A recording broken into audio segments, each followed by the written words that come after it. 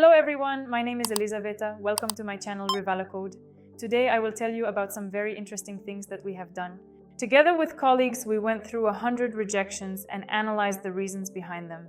And we decided to share with you the most common reasons for rejection of global talent visa applications. We can split it into parts because there's a lot of interesting stuff. But today, I'll present the top 5 reasons.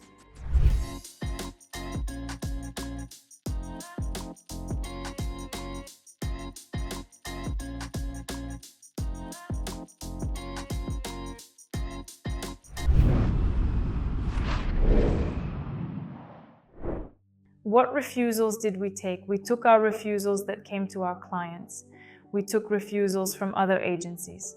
We acquired the rejections that are accessible in open chats, where individuals prepare for this visa on their own, in forums with the same purpose and so forth, by gathering information from various sources and platforms. Many people share the same reasons for their rejections. We gathered them all together and decided to understand which ones are the most common.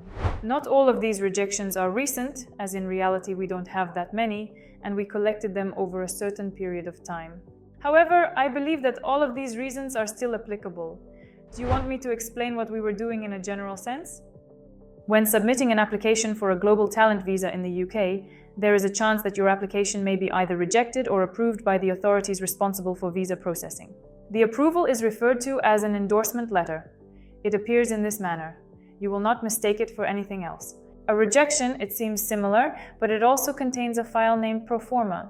This file is an important part of the rejection and should be carefully reviewed. A proforma is a document in which the officer who reviewed your application at TechNation conducted a comprehensive examination of all elements of your application, indicating the strengths and weaknesses of each criterion, as well as whether you met or did not meet the criteria.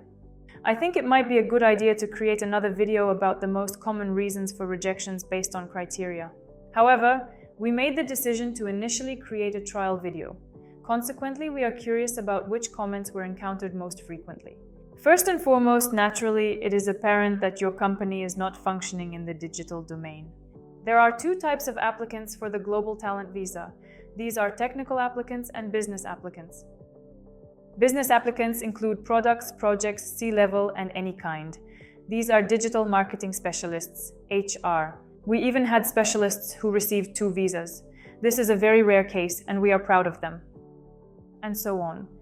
These are all professionals who are not directly involved in the development of the product, but rather deal with various financial or organizational aspects surrounding this product and its production process. Therefore, they play a significant role. Moreover, for numerous applicants in this particular location, the most vital aspect to consider is whether your company is digitalized or not. And there are numerous problems that come with this. For example, you are employed as a product manager working on a banking application. Does this qualify for the visa? You work in IT. But banks often are not considered product-based for them. Product-based digital companies should have a standardized formulation in order to ensure consistency and quality across their range of products. A digital product company is a company that derives a significant portion of its revenue from digital products. Thus, certain companies, for instance those in the retail sector but with their own online marketplaces, are regarded as digital companies if a substantial proportion of their income is generated in that domain. If it is a bank and it possesses an application that offers a substantial part of its infrastructure, that could also be deemed suitable. Overall, a significant amount of work needs to be done to prove conclusively that your company is truly product-oriented and dedicated to delivering high-quality products consistently and without compromise.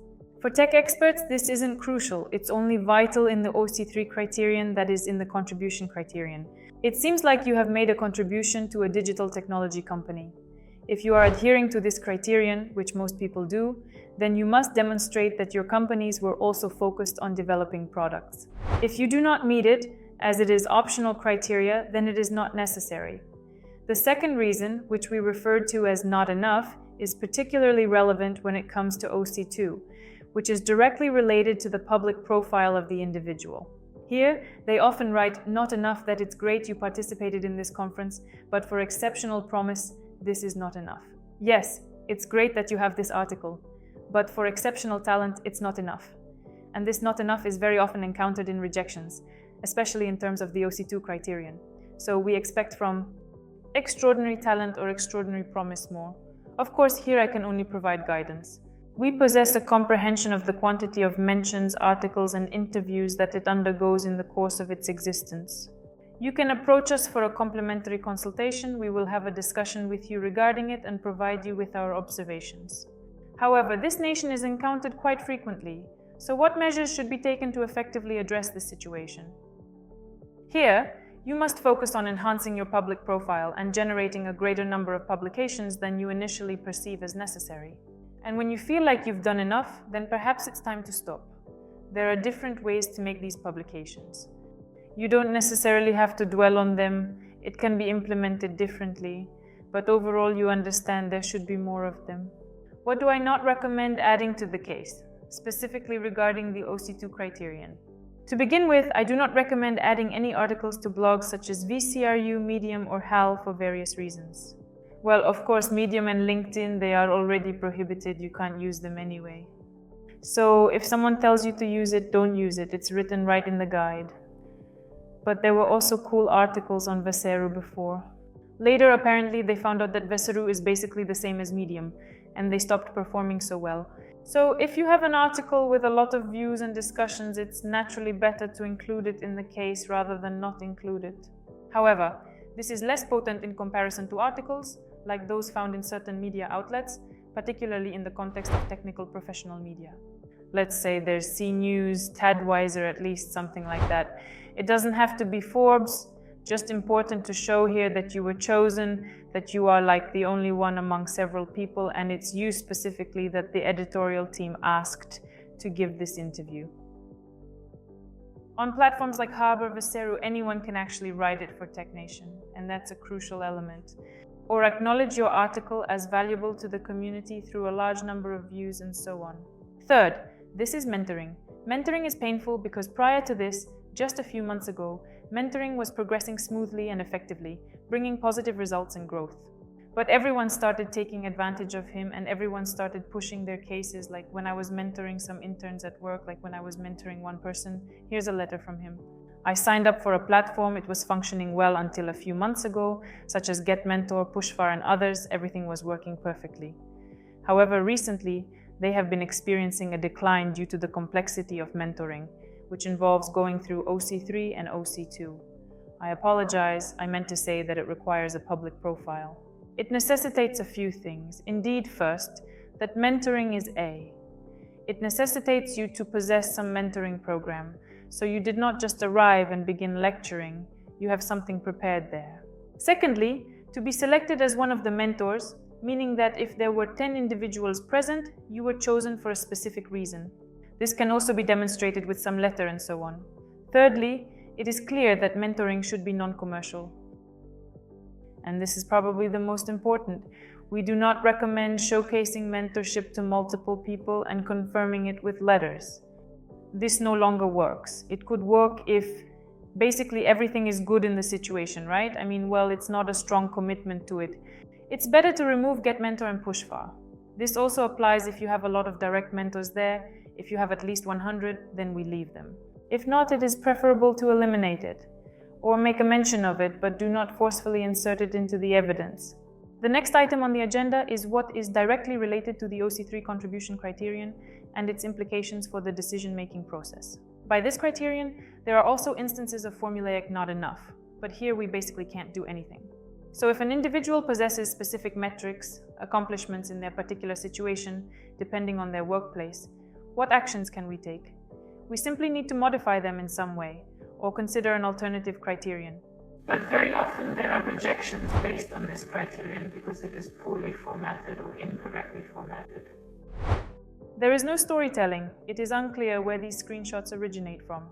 Tech officers do not extensively delve into each individual application.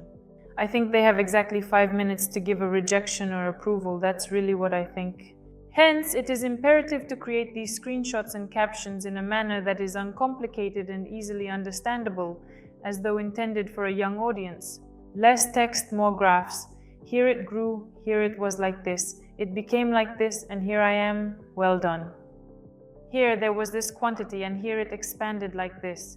It is just so foolish to perform this, and it is so evident how to structure them.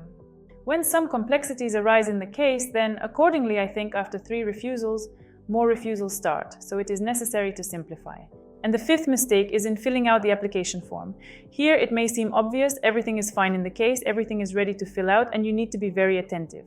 For some reason, I saw a huge number of mistakes made by people who applied themselves, precisely at the seemingly simple moment of filling out the application form to submit the documents. When you fill out this form, you will have a section for mandatory criteria, meaning what evidence is required in the mandatory criteria, what evidence in optional criteria 2, what in optional criteria 3, 4, 5, that is, where to include what. You need each criterion to have a minimum of 2 pieces of evidence, and you need to distribute them manually. Some either write nonsense in these fields, making it incomprehensible, or don't write anything there at all. It turns out that officers only look at the evidence. Even if it is logically clear to you, for example, in your case, where things are heading, they will not delve into it. They necessitate these fields to be filled in, therefore kindly ensure to fill them in at that specific location. Multiple refusals. It's understandable that this is not the most common, perhaps, reason, but it's such a common, silly reason that will quickly lead you to refusal, even though you may have deserved approval.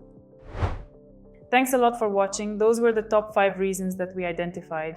We can create a more detailed video, another one, and have a discussion about additional reasons. I hope they will help you avoid this in your application. If you are interested in a free consultation on the Global Talent Visa, come to us. We will tell you everything related to your case.